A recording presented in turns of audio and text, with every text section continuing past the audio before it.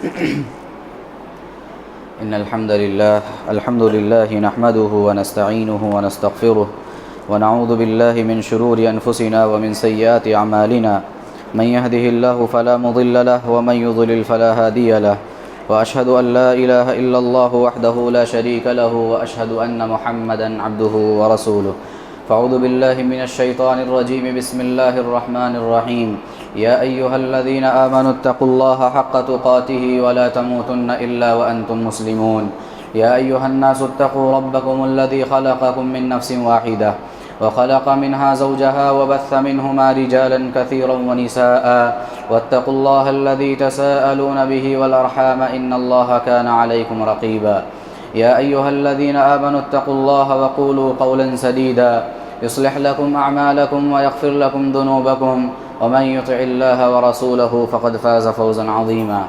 أما بعد فإن خير الحديث كتاب الله وخير الهدي هدي محمد صلى الله عليه وسلم وشر الأمور محدثاتها وكل محدثة بدعة وكل بدعة ضلالة وكل ضلالة في النار فأعوذ بالله من الشيطان الرجيم بسم الله الرحمن الرحيم وآتيناه رحمة من عندنا وعلمناه من لدنا علما۔ معزز حاضرین، اس سے پہلے کے خطبات میں ہم نے آپ کے سامنے سورۃ الکہف میں جو واقعات مذکور ہیں ان واقعات کو بیان کیا اور ان سے حاصل ہونے والے اسباق بھی آپ کے سامنے مختصر انداز میں رکھے تھے۔ اسی موضوع کو تسلسل دیتے ہوئے آج آپ کے سامنے سورۃ الکہف میں مذکور دو آخری واقعات اور اہم واقعات اور اس سے حاصل ہونے والے اسباق میں آپ کے سامنے رکھوں گا۔ تیسرا واقعہ جو سورۃ الکہف میں خصوصی طور پہ ذکر ہوا ہے وہ ہے حضرت موسیٰ اور خضر کا واقعہ۔ حضرت موسیٰ علیہ السلام اور حضرت خضر، ان دونوں کا واقعہ سورۃ الکہف میں اللہ رب العالمین نے بیان کیا ہے۔ واقعہ کیا ہے؟ حضرت موسیٰ علیہ السلام سے ایک مرتبہ ایک سائل نے سوال کیا، پوچھا کہ اے موسیٰ، کیا آپ سے بڑا عالم بھی اس دنیا میں کوئی اس وقت موجود ہے؟ حضرت موسیٰ علیہ السلام نے کہا کہ نہیں، اس وقت مجھ سے بڑا کوئی عالم موجود نہیں ہے۔ جواب غلط نہیں تھا، جواب صحیح تھا کہ نبی سے بڑا عالم کوئی نہیں ہوتا ہے۔ نبی سب سے بڑا عالم ہوتا ہے اور وقت کا سب سے بڑا عالم پیغمبر ہوتا ہے۔ حضرت موسیٰ علیہ السلام کا جواب صحیح تھا، غلط نہیں تھا، لیکن جواب دینے کا یہ جو انداز تھا یہ اللہ رب العالمین کو پسند نہیں آیا۔ اللہ نے کہا کہ موسیٰ، میرا ایک بندہ ہے جو اس دھرتی پہ رہتا ہے، اسے میں نے اپنی جانب سے خصوصی علم عطا کیا ہے، وہ علم تمہارے پاس نہیں ہے۔ مطلب یہ ہے کہ وہ ایک ایسے علم کا حامل ہے جو علم تمہارے پاس نہیں ہے، تم ان علوم کے عالم نہیں ہو۔ حضرت موسیٰ علیہ السلام کو تجسس پیدا ہوا، شوق پیدا ہوا کہ جس کا تذکرہ اللہ رب العالمین کر رہا ہے ان سے ملا جائے اور ان کے پاس جا کے ان کو جو اللہ نے خصوصی علم عطا کیا ہے اس علم کو حاصل کیا جائے۔ چنانچہ حضرت موسیٰ علیہ السلام نکلتے ہیں سفر کرتے ہوئے اور ایک مقام پر تفصیلی واقعہ ہے، تفصیل کا وقت نہیں ہے، میں مختصر انداز میں واقعہ بیان کروں گا۔ حضرت موسیٰ علیہ السلام جاتے ہیں، حضرت خضر سے ان کی ملاقات ہوتی ہے۔ ملاقات کے وقت وہ گزارش کرتے ہیں کہ آپ کے پاس جو علم اللہ نے آپ کو دیا ہے وہ ہمیں آپ سکھلائیے۔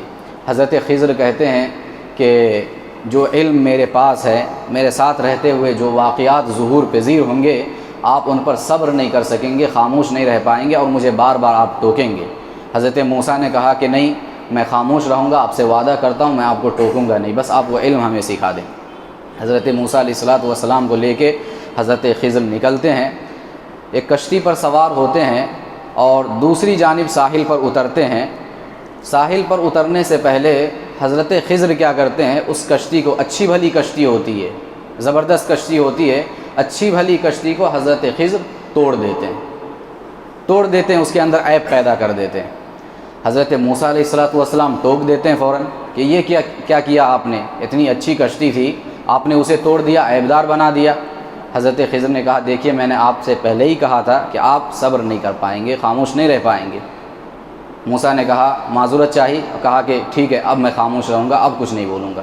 پھر چلے کچھ دیر آگے بڑھے تو ایک لڑکا ملا، حضرت خضر نے اس لڑکے کو پکڑ کر قتل کر دیا، اس کی جان لے لی۔ حضرت موسیٰ پھر بول پڑے کہ یہ کیا کیا آپ نے، ایک معصوم بچے کی جان آپ نے لے لی، اسے قتل کر دیا، یہ تو اچھی بات نہیں ہے۔ حضرت خضر نے کہا کہ پھر آپ نے ٹوک دیا، ہم نے کہا تھا کہ آپ صبر نہیں کر پائیں گے۔ حضرت موسیٰ نے کہا کہ اچھا ٹھیک ہے، اگر میں آپ سے اگلی مرتبہ اگر آپ کو ٹوکوں، کچھ بولوں تو پھر آپ مجھے اپنے ساتھ نہ رکھیے گا۔ دونوں پھر نکلے، پھر ایک مقام پر پہنچے، ایک بستی کے اندر۔ جب وہاں پہنچے، دونوں لمبا ایک سفر طے کر کے وہاں پہ پہنچے تھے، چل کر کے بھوک لگ گئی تھی، کھانے پینے کی حاجت اور ضرورت محسوس ہو رہی تھی۔ جس بستی والوں کے پاس پہنچے ان سے کھانا طلب کیا کہ ہماری میزبانی کر دو، کچھ کھلا پلا دو، ہمیں بھوک لگی ہے۔ بستی والوں نے میزبانی کرنے سے انکار کر دیا۔ وہاں پہ حضرت خضر نے دیکھا اس قوم، اس بستی کے اندر کہ ایک دیوار ہے جو گرنے کے قریب ہے۔ حضرت خضر نے اس دیوار کو سیدھی کھڑی کر دی، پھر سے ایک مرتبہ اس کی تعمیر کر دی تاکہ یہ گرنے نہ پائے۔ حضرت موسیٰ نے کہا کہ ایک ایسی قوم جو ہماری میزبانی نہیں کر سکتی ہے، ہمیں کھانے کے لیے کچھ نہیں دے رہی ہے، آپ ایسی قوم کی مدد کر رہے ہیں، ایسے قوم کی گرتی ہوئی دیوار کو آپ سہارا دے رہے ہیں، اسے تعمیر کر رہے ہیں۔ حضرت خضر نے کہا کہ آپ نے جو کہا تھا کہ آئندہ نہیں ٹوکوں گا، آپ پھر سے ایک مرتبہ ٹوک چکے، لہٰذا اب ہمارا اور آپ کا یہ سفر ختم ہوا، آپ اپنی راہ لیجئے اور میں اپنی راہ لیتا ہوں۔ جانے سے پہلے حضرت خضر نے مناسب سمجھا کہ جو واقعات، یہ خاص طور پہ 3 واقعات پیش آئے تھے، اس کے پیچھے اس کا پس منظر کیا تھا وہ حضرت موسیٰ کو بیان کر دے تاکہ ان کے علم میں یہ بات آ جائے کہ انہوں نے ایسا کیوں کیا۔ چنانچہ حضرت خضر نے کہا کہ سب سے پہلے میں نے جس کشتی کو توڑا، جسے عیبدار بنایا، وہ اصل اس لیے میں نے بنایا کہ ساحل پر دوسری طرف جہاں ہم اتر رہے تھے وہاں ایک بادشاہ رہتا ہے، وہ بڑا ظالم اور جابر بادشاہ ہے۔ جو بھی اسے کشتی اچھی لگتی ہے، ملاحوں کی، غریب ملاحوں کی کشتیاں آتی جاتی رہتی ہے، مسافروں کو وہ لوگ سواری دیتے رہتے ہیں اور اس سے مزدوری حاصل کرتے ہیں، وہاں پہ جو بادشاہ ہے اسے جو بھی کشتی اچھی لگتی ہے وہ کشتی قبضہ کر لیتا ہے، اسے ہڑپ لیتا ہے اور ملاحوں کو اس سے بے نیاز کر دیتا ہے، اسے لوٹاتا نہیں ہے۔ تو میں نے یہ سوچا کہ اگر کشتی کے اندر کچھ عیب پیدا کر دیا جائے، اسے کچھ توڑ پھوڑ دیا جائے تو پھر اس کی نظر اس پہ نہیں پڑے گی، وہ دیکھ کے بھی کہے گا کہ یہ کشتی اچھی نہیں ہے، ٹوٹی پھوٹی ہے، اس کو لینے کی حاجت نہیں ہے، اس لیے میں نے اس کشتی کو توڑ دی۔ جب لڑکے کو قتل کیا تو لڑکے کو اس لیے قتل کیا کہ اس کے جو ماں باپ تھے وہ بڑے متقی تھے، صالح تھے، مومن تھے۔ مجھے یہ خدشہ لاحق ہوا کہ آگے چل کر جب یہ بچہ بڑا ہوگا یہ اپنے ماں باپ کا باغی اور سرکش نہ بن جائے، نافرمان نہ بن جائے اور اپنی جانب سے انہیں نقصان نہ پہنچائے۔ میں نے چاہا کہ اسے قتل کر دیا جائے اور اللہ رب العالمین اس کے بدلے میں نعم البدل کے طور پر دوسری اولاد اسے عطا فرمائے۔ تیسرا جو واقعہ پیش آیا کہ میں نے گرتی دیوار کو سہارا دے دیا، وہ اس لیے کہ اس دیوار کے نیچے 2 یتیم بچوں کا خزانہ پوشیدہ تھا، رکھا ہوا تھا۔ اگر وہ دیوار گر جاتی تو قوم کے لوگ اس خزانے کو لوٹ لیتے، اپنا لیتے، ہڑپ کر لیتے۔ تو میں نے یہ سوچا کہ اس دیوار کو اگر سیدھی کر دی جائے تو خزانہ محفوظ رہے گا اور بڑے ہونے کے بعد یہ بچے اس خزانے کو حاصل کر لیں گے۔ تو یہ پورا واقعہ ہے جو حضرت موسیٰ اور خضر کا سورۃ الکہف میں اللہ رب العالمین نے بیان فرمایا ہے۔ اس واقعے سے کچھ اہم اسباق ہمیں حاصل ہوتے ہیں، مختصر انداز میں آپ کے سامنے رکھتا ہوں۔ سب سے پہلا سبق اس واقعے سے ہمیں یہ حاصل ہوتا ہے کہ انسان کو علم کا غرور نہیں ہونا چاہیے، غرور علم میں انسان مبتلا نہ ہو، یا زبان سے کوئی ایسا جملہ نہ نکالے کہ جس سے لگے کہ علم کے غرور کا اظہار ہو رہا ہے، گرچہ کہ غرور کی نیت نہ ہو۔ حضرت موسیٰ علیہ السلام سے جب سائل نے یہ پوچھا کہ کیا آپ سے بڑا عالم اس دنیا کے اندر کوئی ہے، آپ نے کہا کہ نہیں، مجھ سے بڑا عالم کوئی نہیں ہے۔ بات صحیح تھی، نبی سے بڑا کوئی عالم نہیں ہوتا ہے، لیکن جواب دینے کا یہ جو انداز تھا اللہ رب العالمین کو پسند نہیں آیا۔ اللہ رب العالمین نے کہا کہ میرا ایک بندہ ہے جو تجھ سے بھی بڑا عالم ہے، اس کے پاس خصوصی علم ہے جو میں نے اسے عطا کیا ہے۔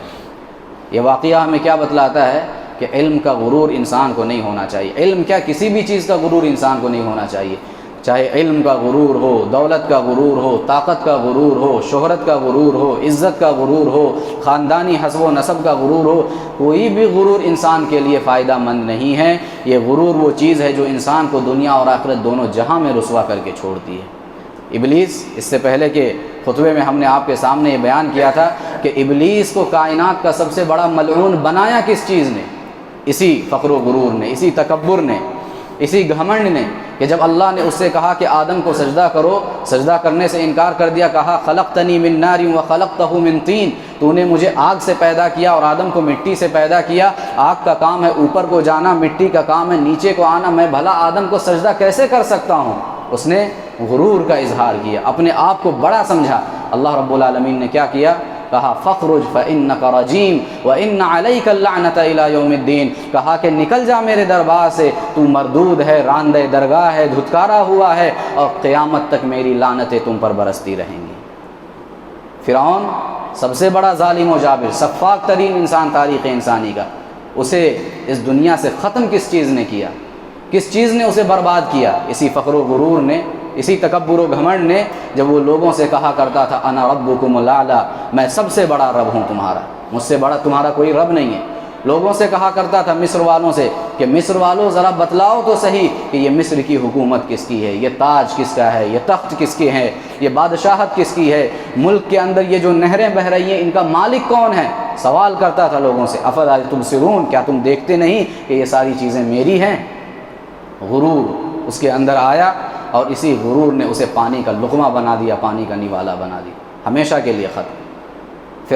قارون، اللہ رب العالمین نے دولت عطا کیا تھا، دولت کے نشے میں چور ہو گیا، دولت کا غرور اس کے اندر آ گیا، اور کہنے لگا انما اوتیتہ علی علم عندی، یہ جو کچھ بھی مجھے حاصل ہوا ہے اس میں کسی کا کوئی عمل دخل نہیں ہے، جو کچھ بھی حاصل ہوا ہے میرے اپنے بل پہ میں نے حاصل کیا ہے، میرا علم، میری طاقت، میرا ہنر اور میری اپنی جد و جہد، ان ساری چیزوں کے ذریعے سے مجھے یہ علم حاصل ہوا ہے، دوسرا کوئی اس کے اندر شامل نہیں ہے۔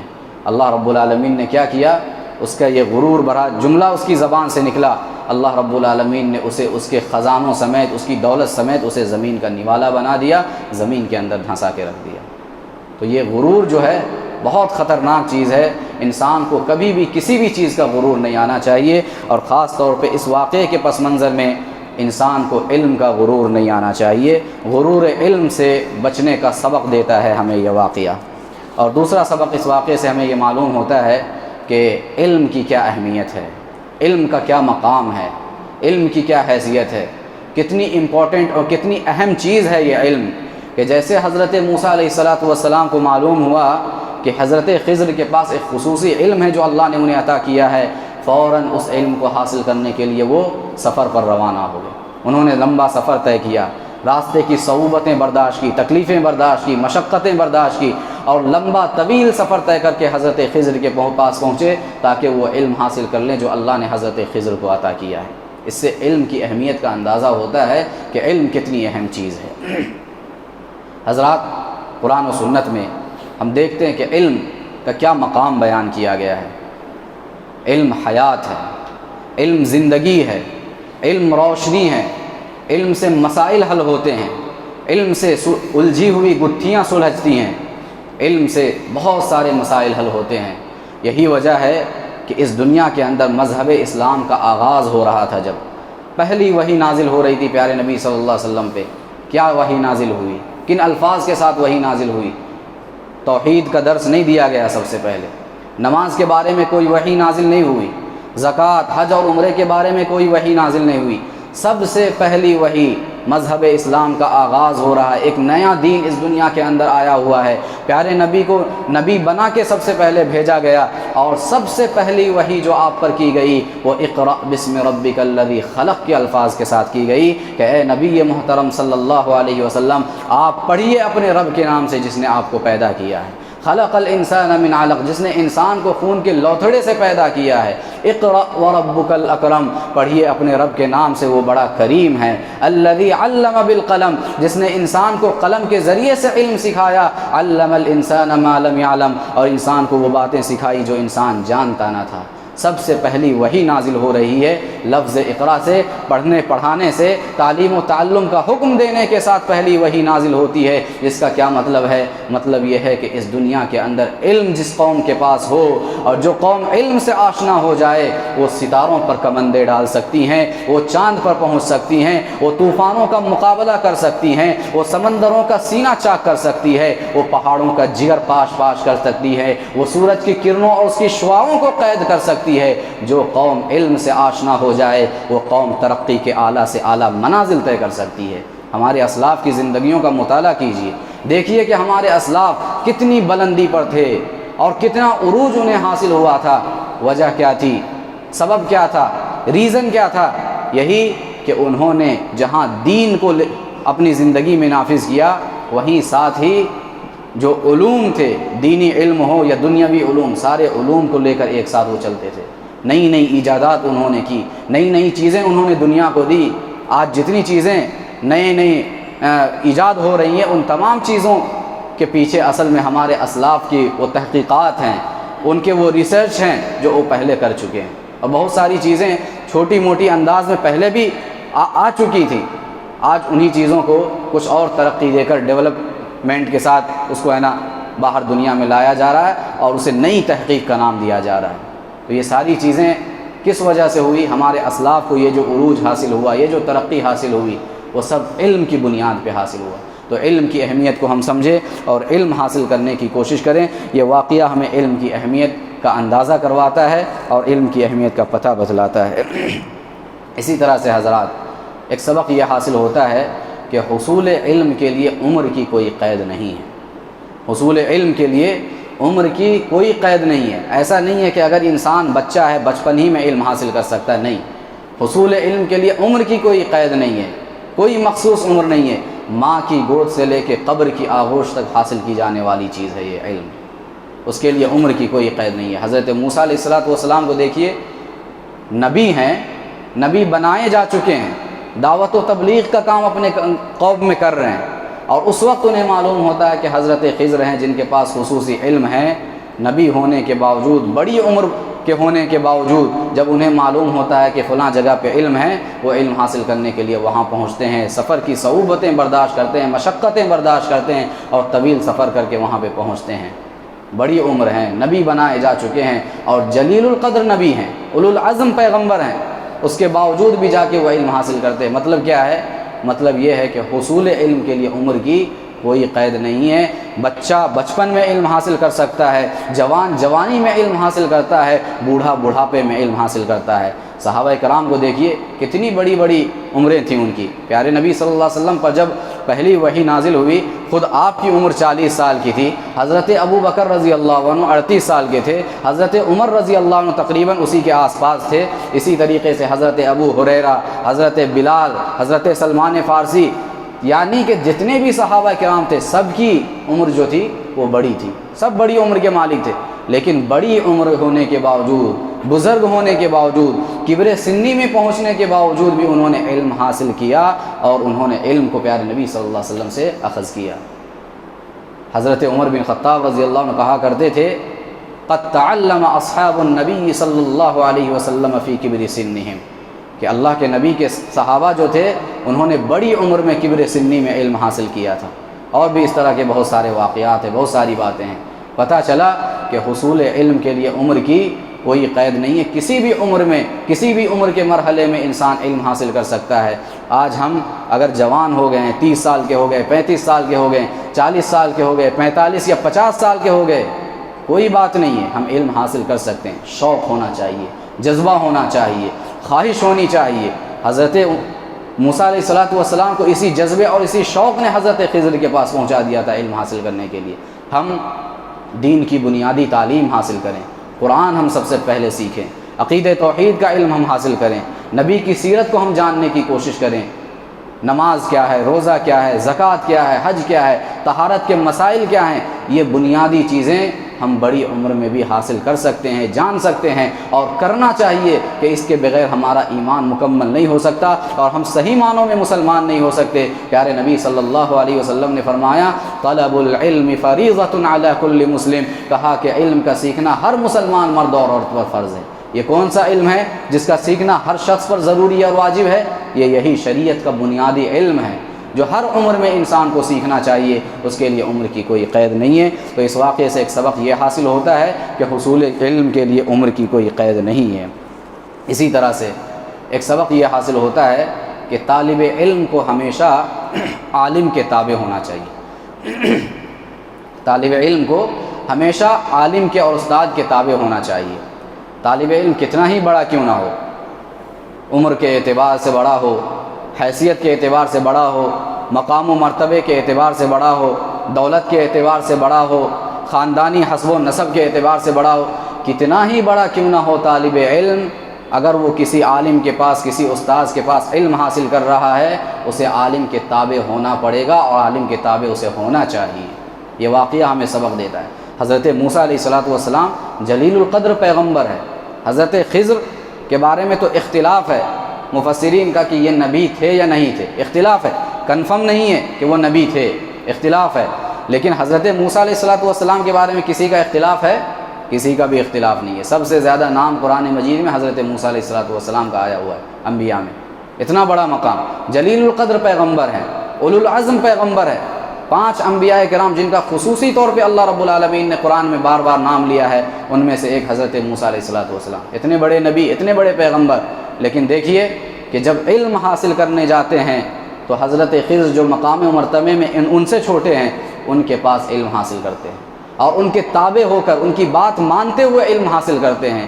یہ واقعہ ہمیں کیا بتلاتا ہے؟ حضرت موسیٰ کا یہ کردار یہ بتلاتا ہے کہ طالب علم کو ہمیشہ عالم کے تابع ہونا چاہیے، چاہے وہ طالب علم کتنا ہی بڑا کیوں نہ ہو، اور اس کے مقابلے میں عالم کتنا ہی چھوٹا کیوں نہ ہو، عمر کے اعتبار سے چھوٹا ہو، حیثیت کے اعتبار سے چھوٹا ہو، مقام و مرتبے کے اعتبار سے چھوٹا ہو، یا کسی بھی اعتبار سے چھوٹا ہو، عالم کتنا ہی چھوٹا کیوں نہ ہو، طالب علم کو اس کے تابع ہونا چاہیے۔ یہ واقعہ ہمیں یہ پیغام دیتا ہے۔ اور جب عالم کے تابع ہو تو عالم کی عزت، اس کا احترام، اس کا ادب ہونا چاہیے۔ اور یہ ادب کس لیے؟ اس لیے کہ اللہ رب العالمین نے ایک عالم کو جو علم عطا کیا ہے، وہ علم اللہ رب العالمین کا نور ہے، اللہ رب العالمین کا نور ہے، اللہ کا عطا کردہ علم ہے۔ اس علم کی بنیاد پر ایک عالم کی عزت ہونی چاہیے، ان کا احترام ہونا چاہیے۔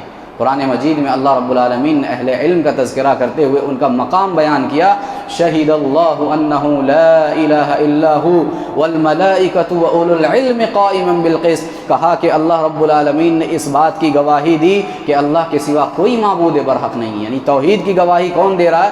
اللہ رب العالمین دے رہا ہے۔ اور کون؟ والملائکہ، اللہ کے فرشتے توحید کی گواہی دے رہے ہیں، وَأُولُو الْعِلْمِ، اور اہل علم علماء اللہ کی توحید کی گواہی دے رہے ہیں۔ یہاں پر غور طلب بات یہ ہے کہ اللہ رب العالمین نے جب اپنی توحید کی گواہی دی تو خود گواہی دی، اپنے ساتھ فرشتوں کی گواہی لی، اور ساتھ میں تیسرے نمبر پر اگر کسی کی گواہی لی تو وہ اہل علم کی گواہی، علماء کی گواہی، چوتھے کسی اور کی گواہی نہیں لی۔ اس سے بڑا مقام کیا ہو سکتا ہے کہ اللہ رب العالمین اپنی توحید پر اگر کسی کو گواہ بنانا چاہ رہا ہے تو وہ علماء کو گواہ بنانا چاہتا ہے اور علماء کا انتخاب کرتا ہے۔ انما یخشی اللہ من عبادہ العلماء، اس روئے زمین پر اللہ سے سب سے زیادہ ڈرنے والے اہل علم ہیں، علماء ہیں۔ خیرکم من تعلم القرآن وعلمہ، اللہ رب العالمین کے نزدیک اس روئے زمین پر سب سے بہترین انسان وہ ہے جو قرآن سیکھتا ہے اور لوگوں کو سکھاتا ہے۔ عالم سے بڑھ کر قرآن سکھانے والا، قرآن کی تفسیر بیان کرنے والا، قرآن کے علم کو لوگوں کے سامنے بیان کرنے والا کون ہو سکتا ہے؟ یہ عالم ہے۔ یہ مقام اللہ رب العالمین نے اہل علم کا بیان کیا ہے، اس لیے اہل علم کی عزت ہونی چاہیے، عالم کی عزت ہونی چاہیے، استاد کا احترام ہونا چاہیے۔ سلف میں سے کسی نے اپنے بیٹے کو، اپنے فرزند کو جب علم حاصل کرنے کے لیے مدرسہ بھیجا تو مدرسہ بھیجتے ہوئے یہ نصیحت کرتے ہوئے بھیجا، یا بنی ان تتعلم بابا واحدا من الادب خیر لک من ان تتعلم 70 بابا من العلم، کہا کہ بیٹے علم حاصل کرنے جا رہے ہو، مدرسہ جا رہے ہو، ایک بات یاد رکھنا کہ وہاں سے ادب کا ایک باب کم سے کم سیکھ کے آنا، ادب و احترام کا ایک باب سیکھ کر کے آنا، یہ اس بات سے بہتر ہے کہ تمہارے پاس علم کے 70 ابواب ہو اور تمہارے پاس ادب اور اخلاق نہ ہو۔ کتنی بڑی بات، علم سیکھنے جا رہے ہو، سب سے پہلے ادب سیکھنا کہ ادب کے بغیر انسان کا علم ادھورا ہے، ناقص ہے، انسان کا علم مکمل نہیں ہوتا۔ لہٰذا طالب علم کتنا ہی بڑا کیوں نہ ہو، وہ عالم کے تابع ہوتا ہے اور ہونا چاہیے، اور اہل علم کی عزت اور ان کا احترام ہونا چاہیے۔ اسی طرح سے ایک اور سبق اس واقعے سے یہ حاصل ہوتا ہے کہ ایک استاذ، ایک عالم، ایک داعی اور ایک مصلح کو سب سے پہلے صفت رحمت سے متصف ہونا چاہیے۔ صفت رحمت، رحم و کرم، رحمت اور شفقت، نرمی کا معاملہ۔ اگر انسان استاد ہے تو اپنے طلباء پہ رحم و کرم کا معاملہ کرے، اپنے طلباء کے ساتھ رحمت و شفقت کے ساتھ پیش آئے۔ اگر عالم ہے یا قوم کا داعی ہے تو وہ اپنی قوم کے لوگوں کو، بستی کے لوگوں پر رحم و کرم کا معاملہ کرے، رحمت و شفقت کا معاملہ کریں۔ یہ وہ صفت ہے انسان کا، گویا یہ جوہر ہے، رحم و کرم یہ صفت انسان کا جوہر ہے۔ اس صفت کو اپنانے سے انسان کو جو فائدہ حاصل ہوگا، جو کامیابی حاصل ہوگی، اور اس کا جو رزلٹ اور نتیجہ نکلے گا، وہ اس کے بغیر حاصل نہیں ہو سکتا، اس کے بغیر نہیں مل سکتا ہے۔ اللہ رب العالمین رحمان ہے، خود اس صفت رحمت سے متصف ہے۔ رحیم ہے، مہربانی کرنے والا ہے، خود اس صفت سے متصف ہے۔ اور پیارے نبی صلی اللہ علیہ وسلم دیکھیے، آپ کو نبی بنا کے اس دنیا میں بھیجا جا رہا ہے، تو سب سے پہلے آپ کو صفت رحمت سے متصف کر کے اللہ رب العالمین نے اس دنیا میں بھیجا۔ جب قرآن نے کہا وَمَا أَرْسَلْنَاكَ إِلَّا رَحْمَةً لِّلْعَالَمِينَ، کہا کہ اے نبی محترم صلی اللہ علیہ وسلم، ہم نے آپ کو جہاں والوں کے لیے رحمت بنا کے بھیجا ہے۔ آپ رحیم بن کر، کریم بن کر اس دنیا میں آئے تھے، اور آپ نے فرمایا انما بعثت رحمتا مہدات، کہا کہ میں دنیا والوں کے لیے رحمت اور ہدایت کا ذریعہ بنا کر بھیجا گیا ہوں۔ ایک موقع سے صحابہ کرام جب کفار و مشرکین کے ایذا رسانیوں سے تنگ آ گئے، پریشان ہو گئے، پیارے نبی صلی اللہ علیہ وسلم کے پاس آئے، آ کر درخواست کرنے لگے کہ اللہ کے نبی صلی اللہ علیہ وسلم، آپ ان کفار و مشرکین کے حق میں بد دعا کیجئے کہ ہم لوگ ان سے پریشان آ چکے ہیں۔ پیارے نبی صلی اللہ علیہ وسلم نے کہا انی لم ابعث لعانا وانما بعثت رحمہ، کہا کہ میں دنیا والوں کے لیے لعنتی اور ملامتی بنا کر نہیں بھیجا گیا، میں دنیا والوں کے لیے رحمت بنا کر بھیجا گیا ہوں۔ سب سے پہلے ایک عالم کو صفت رحمت سے متصف ہونا چاہیے، ایک استاد کو سب سے پہلے رحم و کرم کے جذبے سے سرشار ہونا چاہیے، ایک داعی کو سب سے پہلے رحمت و شفقت کے جذبے سے سرشار ہونا چاہیے۔ یہ سبق اور یہ پیغام دیتا ہے ہمیں حضرت موسیٰ اور خضر کا یہ واقعہ۔ اسی طریقے سے ایک اور سبق اور عظیم سبق جو ہمیں حاصل ہوتا ہے وہ یہ ہے کہ اللہ رب العالمین کے ساتھ کیسا ادب اور کیسی رعایت ہمیں کرنی چاہیے۔ اللہ جو اس کائنات کا خالق ہے، مالک ہے، جس نے ہم سب کو وجود بخشا ہے، جو ہماری زندگی کو چلا رہا ہے، انگنت نعمتوں سے ہمیں نواز رہا ہے، اس پوری کائنات میں جس کا تصرف چل رہا ہے، وہ اللہ جو اس ساری کائنات کا بادشاہ ہے، اس کے ساتھ ہمیں کیسے ادب سے پیش آنا چاہیے، کیسی رعایت کرنی چاہیے، اس کی تعظیم ہمیں کیسی کرنی چاہیے، اس کا سبق ہمیں اس واقعے سے ملتا ہے، حضرت خضر کے اس قول سے جو معلوم ہوتا ہے۔ دیکھیے جب انہوں نے، حضرت خضر نے کشتی کے اندر سوراخ کیا یا کشتی کو توڑا، تو اس کی نسبت انہوں نے اپنی طرف کی، کشتی کو توڑ کر عیبدار بنا دیا، اور اس تقریب کی نسبت انہوں نے اپنی طرف کی، کہا فَأَرَدْتُ أَنْ أَعِيبَهَا، کہ میں نے چاہا کہ اس کشتی کو عیبدار بنا دوں، اسے توڑ دوں۔ اسی طریقے سے جب بچے کو قتل کیا تو اس کی نسبت بھی انہوں نے اپنی طرف کی، قتل کرنا اچھی صفت نہیں ہے، کشتی کو توڑنا، اچھی بھلی کشتی کو، کسی کی چیز کو نقصان پہنچانا اچھی صفت نہیں ہے، اس کی نسبت انہوں نے کی اپنی طرف۔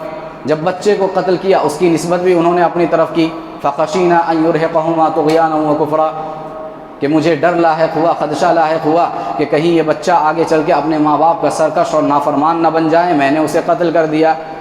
یہ دونوں مقامات پر انہوں نے اس کام کی، اس فعل کی نسبت اپنی جانب کی، لیکن جب بات آئی اس دیوار کو سہارا دینے کی، اس دیوار کو کھڑی کرنے کی، جس دیوار کے نیچے 2 یتیم بچوں کا خزانہ مدفون تھا، وہاں پہ جب اس دیوار کو درست کیا، اس کی تعمیر کی، تو اس کی نسبت انہوں نے اللہ رب العالمین کی جانب کی، اور کہا فَأَرَادَ رَبُّكَ أَن يَبْلُغَا أَشُدَّهُمَا وَيَسْتَخْرِجَا كَنزَهُمَا رَحْمَةً مِّن رَّبِّكَ، کہ تمہارے رب نے یہ چاہا کہ یہ دونوں اپنی بلوغت کی عمر کو پہنچ جائیں، اور پھر اس کے بعد اپنا خزانہ اپنے رب کی رحمت اور فضل و کرم سے وہاں سے نکال لے۔ یہ دیکھیے کتنا بڑا ادب اور کیسی تعظیم انہوں نے اللہ رب العالمین کی کہ جب ایک کام کی نسبت جو عیبدار کام تھا، درست کام نہیں تھا شرعی اعتبار سے بظاہر، بظاہر درست کام نہیں تھا، اس کی نسبت انہوں نے اپنی جانب کی، اور ایک اچھا کام جو انہوں نے کیا اس اچھے کام کی نسبت انہوں نے اللہ رب العالمین کی جانب کی۔ گویا ہمیں یہ سبق حاصل ہوتا ہے کہ اللہ رب العالمین کے ساتھ ہمیں کیسے ادب کا معاملہ کرنا چاہیے۔ حالانکہ بنیادی طور پہ جو بات ہے وہ یہ ہے کہ اس دنیا میں جو کچھ بھی ہوتا ہے، چاہے وہ اچھا ہو یا برا ہو، سب اللہ رب العالمین کے حکم سے ہوتا ہے۔ اللہ کی مشیت، اللہ کی مرضی اور اللہ کے ارادے کے بغیر کوئی چیز اس دنیا میں نہیں ہوتی ہے، کوئی کام اس دنیا میں نہیں ہوتا ہے، چاہے وہ اچھا کام ہو یا برا کام ہو۔ لیکن ادب یہ بتلایا گیا کہ جب اچھے کام کی نسبت دینی ہو تو وہ اللہ کی طرف ہونی چاہیے، اور برے کام کی نسبت انسان کو اپنے نفس کی جانب یا شیطان کی جانب کرنی چاہیے۔ سورۃ النساء کے اندر اللہ نے کہا ما اصابک من حسنۃ فمن اللہ وما اصابک من سیئۃ فمن نفسک، کہا کہ جو بھلائی اور جو اچھائی بھی تمہیں لاحق ہوتی ہے وہ اللہ کی جانب سے لاحق ہوتی ہے، اور جو برائی تمہیں پہنچتی ہے وہ تمہارے اپنے نفس کی جانب سے پہنچتی ہے۔ یہ ادب بتلایا گیا۔ تو گویا یہ واقعہ ہمیں یہ سبق دیتا ہے کہ اللہ رب العالمین جو اس کائنات کا خالق ہے، مالک ہے، ہمارا رب ہے، اس کے ساتھ حسن ادب کے ساتھ ہم پیش آئیں، اس کی تعظیم کریں، اور اعلیٰ درجے کی تعظیم اللہ رب العالمین کے ساتھ ہونی چاہیے۔ اسی طریقے سے اس واقعے سے ایک اور سبق یہ حاصل ہوتا ہے کہ انکار منکر، جیسے ہی انسان کوئی برائی اپنے معاشرے میں دیکھے تو کوشش کرے اپنی جانب سے سب سے پہلے اس برائی کو روکنے کی۔ حضرت موسیٰ علیہ السلام دیکھیے، حضرت خضر کی جانب سے جو بھی واقعہ پیش ہو رہا تھا، حالانکہ اس کے پیچھے ایک پس منظر تھا جس کا علم حضرت موسیٰ کو نہیں تھا، لیکن بظاہر تھا تو غلط، کشتی کو توڑنا اچھی بات نہیں تھی، بچے کو قتل کرنا اچھی بات نہیں تھی، بظاہر گناہ کا کام تھا، غلط کام تھا۔ حضرت موسیٰ علیہ السلام کے سامنے جب جب ایسے واقعات پیش آئے، حضرت موسیٰ علیہ السلام نے حضرت خضر کو ٹوکا، انہیں روکا اور ان سے سوال کیا کہ ایسا آپ نے کیوں کیا۔ یہ واقعہ ہمیں بتلاتا ہے کہ معاشرے کے اندر جہاں بھی ہمیں برائی نظر آئے، ہمیں سب سے پہلے اس برائی کو روکنے کی کوشش کرنی چاہیے۔ پیارے نبی صلی اللہ علیہ وسلم نے فرمایا من رأى منکم منکرا فلیغیرہ بیدہ فإن لم یستطع فبلسانہ فإن لم یستطع فبقلبہ وذلک اضعف الایمان، کہا کہ تم میں سے جب بھی کوئی برائی کو دیکھے اسے چاہیے کہ سب سے پہلے اپنے ہاتھ سے اس برائی کو روکنے کی کوشش کرے، اگر اس کی طاقت نہ ہو اپنی زبان سے اس برائی کو روکنے کی کوشش کرے، اگر اس کی بھی استطاعت نہ ہو تو کم سے کم اپنے دل میں اس چیز کو برا جانے، یہ ایمان کا سب سے کم درجہ ہے۔ تو یہ واقعہ ہمیں بتلاتا ہے کہ ہمیں نہی عن المنکر کا جو فریضہ ہے، برائی سے روکنے کا جو فریضہ ہے، اس فریضے کی ہمیں ادائیگی کرنی چاہیے، اور ہر شخص کی یہ کوشش ہونی چاہیے کہ معاشرے سے برائیوں کو دور کرے۔ یہ ایک واقعہ تھا حضرت موسیٰ اور خضر کا، اس سے کچھ اسباق حاصل ہوئے۔ اس کے بعد مختصر وقت میں آپ کے سامنے حضرت ذوالقرنین کا واقعہ اور اس سے حاصل ہونے والے 2-3 اسباق آپ کے سامنے بیان کروں گا، کیونکہ سمجھ لیجئے کہ آخری جمعہ، اس کے بعد جو جمعہ آئے گا وہ رمضان کے حوالے سے وہاں سے گفتگو ہوگی، تو مختصر وقت میں یہ واقعہ بھی بیان کر دیتا ہوں۔ چوتھا واقعہ حضرت ذوالقرنین کا اللہ رب العالمین نے اس سورۃ الکہف میں بیان کیا ہے۔ ذوالقرنین ایک بادشاہ تھے جنہیں اللہ رب العالمین نے ہر اعتبار سے مضبوط بنایا تھا، فوجی طاقت و قوت کے اعتبار سے، بادشاہت کے اعتبار سے بڑی لمبی چوڑی حکومت اللہ رب العالمین نے انہیں عطا کی تھی، اور انصاف پسند بادشاہ تھے، ایمان والے تھے۔ وہ اپنی قوم کے اندر گردش کرتے تھے، گھومتے تھے، لوگوں کے احوال اور ان کی ضروریات سے واقف ہونے کی کوشش کرتے تھے تاکہ ان کے مسائل کو حل کیا جائے۔ اس طرح سے گھومتے گھومتے وہ ایک قوم کے پاس پہنچے، پہلے وہاں سے پھر سفر کرتے ہوئے ایک دوسری قوم کے پاس پہنچے، پھر تیسری قوم کے پاس وہ پہنچے، تو وہاں پتہ چلا کہ یاجوج ماجوج ایک قوم ہے جو یہاں سے آتی ہے اور آ کر پوری بستی کے اندر لوٹ مار مچاتی ہے، اور پھر سامان وغیرہ سب لوٹ کے لوگوں کو قتل کر کے یہاں سے پھر نکل جاتی ہے۔ قوم والوں نے کہا کہ آپ ہمارے لیے ایک دیوار بنا دیجئے تاکہ ان سے بچاؤ کے لیے ایک ذریعہ ہمارے پاس ہو جائے۔ چنانچہ حضرت ذوالقرنین نے ایک دیوار بنا دی، اور پھر وہ دیوار آج تک ویسے بنی ہوئی ہے، اس کے پیچھے یاجوج ماجوج کی پوری قوم ہے جو روزانہ اس دیوار کو توڑنے کی کوشش کرتی ہے۔ حدیث کے اندر اس کی پوری صراحت ہے۔ یہ واقعہ مختصر طور پہ قرآن کے اندر ذکر ہوا ہے۔ اس واقعے سے ہمیں 2-3 اہم اسباق حاصل ہوتے ہیں۔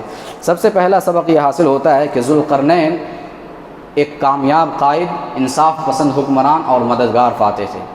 یعنی ایک حکمران کو کیسے ہونا چاہیے، کوئی قوم کا لیڈر ہے، رہبر ہے، رہنما ہے، تو اسے کیسے ہونا چاہیے، اپنی قوم کی ضروریات کا خیال رکھے، قوم کے اندر گردش کرے، گھومے، گشت لگائے اور دیکھے کہ ان کی کیا ضروریات ہیں، ان کے کیا مسائل ہیں، اور ان مسائل کو حل کرنے کی کوشش کرے۔ حضرت عمر بن خطاب رضی اللہ عنہ کی سیرت ہم پڑھتے ہیں، راتوں کے اندر، اندھیری راتوں میں وہ گشت لگایا کرتے تھے پورے مدینے کے اندر، بلکہ مدینے سے باہر وہ جا کے گھوم کے لوگوں کے حالات معلوم کرتے تھے کہ کہیں کوئی پریشانی میں تو مبتلا نہیں ہے، میری سلطنت کا ادنا انسان بھی کسی قسم کی تکلیف میں میری وجہ سے مبتلا نہ ہو، یہ فکر ان کے اندر رہتی تھی، اور یہ سوچتے تھے کہ اگر ایسا ہوا تو پھر روز قیامت اللہ رب العالمین کے پاس میں کیا جواب دوں گا۔ یہ خیال، یہ سوچ اور یہ فکر ہونی چاہیے حکمرانوں کے اندر اور لیڈر اور رہنما کے اندر۔ آج ملی تنظیموں کے جو ذمہ داران ہیں، جماعت اور جمعیت کے جو ذمہ داران اور سربراہان ہیں، انہیں یہ سوچنا چاہیے، یہ فکر پیدا کرنا چاہیے، یہ کردار اپنانے کی ضرورت ہے کہ اگر یہ کردار وہ نہیں اپنائیں گے تو اللہ رب العالمین کے پاس وہ مسئول ہوں گے، پوچھے جائیں گے کہ جو عہدہ انہیں ملا تھا اس عہدے کا انہوں نے کیسا استعمال کیا۔ روز قیامت سوال ہوگا۔ تو ذوالقرنین کا یہ واقعہ ہمیں بتلاتا ہے کہ ایک لیڈر کو، ایک حکمران کو انصاف پسند ہونا چاہیے، مددگار ہونا چاہیے، اور لوگوں کے احوال سے واقفیت اسے حاصل کرنی چاہیے۔ اسی طریقے سے یاجوج ماجوج کے بارے میں معلوم ہوتا ہے، یاجوج ماجوج ایک وحشی قوم ہے جن کا تعلق انسانی نسل سے ہے، انسانی نسل سے ان کا تعلق ہے، لیکن یہ عام انسانوں کی بنسبت بہت زیادہ تعداد میں ہیں۔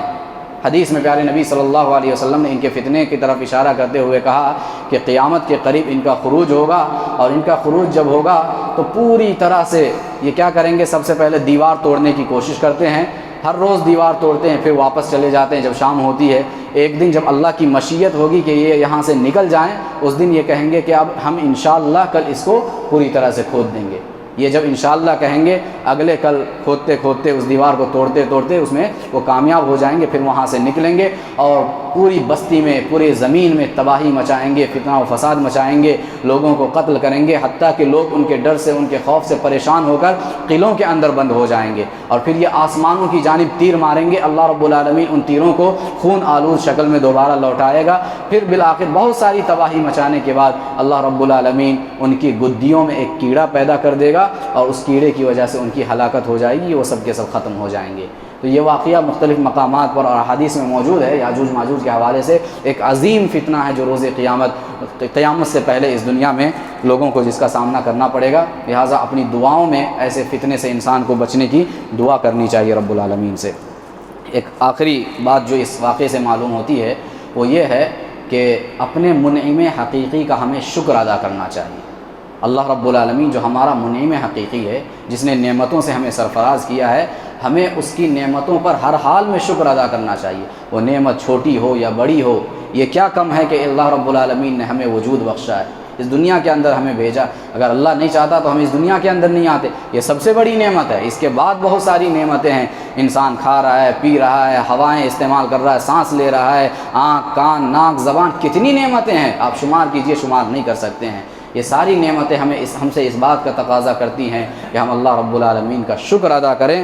جب حضرت ذوالقرنین دیکھیے، انہوں نے دیوار بنا دی، جس قوم کی سفارش پر، ان کی درخواست پر دیوار بنائی تاکہ یاجوج ماجوج اس بستی میں نہ آ پائے اور یہاں آ کر ظلم اور قتل و غارت گری نہ مچا پائے۔ جب اس دیوار کی تعمیر مکمل ہو گئی تو انہوں نے کیا کیا، اتنا عظیم کام تھا کہ آج تک وہ یاجوج ماجوج کی قوم اس دیوار کو توڑ نہیں پا رہی ہے۔ اس کے اندر اللہ کی مشیت ہوگی، دیوار نہیں توڑ پا رہے ہیں، لیکن اتنا عظیم کام ذوالقرنین نے کیا، لیکن اس کا کریڈٹ اپنے آپ پہ نہیں لیا، اپنے آپ کو نہیں دیا۔ یہ نہیں کہا کہ میں نے اس کو بنایا ہے، غرور میں مبتلا نہیں ہوئے، بلکہ کہا ھذا رحمۃ من ربی، کہا کہ یہ میرے اپنے رب کے فضل و کرم سے ہوا ہے، اس میں میرا کوئی عمل دخل نہیں ہے۔ کام انہوں نے خود کیا، لیکن کہا یہ میرے رب کے فضل و کرم سے ہوا ہے۔ جب اس کا وعدہ آ جائے گا یہ دیوار ٹوٹ جائے گی، جب وعدہ نہیں آئے گا تب تک یہ سلامت رہے گی دیوار۔ تو یہ واقعہ ہمیں بتلاتا ہے کہ ہمیں ہر حال میں اپنے رب کا شکر ادا کرنا چاہیے، شکر گزار بندہ بن کے رہنا چاہیے۔ قرآن مجید کی آیت ہے لئن شکرتم لازیدنکم ولئن کفرتم ان عذابی لشدید، کہ اگر تم شکر گزاری کرو گے تو میں تمہیں مزید نعمتوں سے نوازوں گا، اور اگر تم نے ناشکری کی یاد رکھنا میرا عذاب بھی بڑا ہی سخت ہے۔ تو شکر گزاری سے انعامات میں اضافہ ہوتا ہے، اور ناشکری سے انعامات میں کمی ہو جاتی ہے اور انعامات ختم ہونے لگتے ہیں۔ یہ کچھ اسباق تھے جو ان دونوں واقعات سے آپ کے سامنے میں نے رکھے ہیں۔ دعا ہے کہ رب العالمین ان اسباق اور ان دروس سے ہمیں اپنی زندگی میں فائدہ حاصل کرنے کی توفیق عطا فرمائے۔ آمین۔ اقول قولی ھذا واستغفر اللہ لی ولکم ولسائر المسلمین من کل ذنب فاستغفروہ انہ هو الغفور الرحیم انہ تعالی جواد کریم ملک بر رؤوف رحیم ورب حلیم۔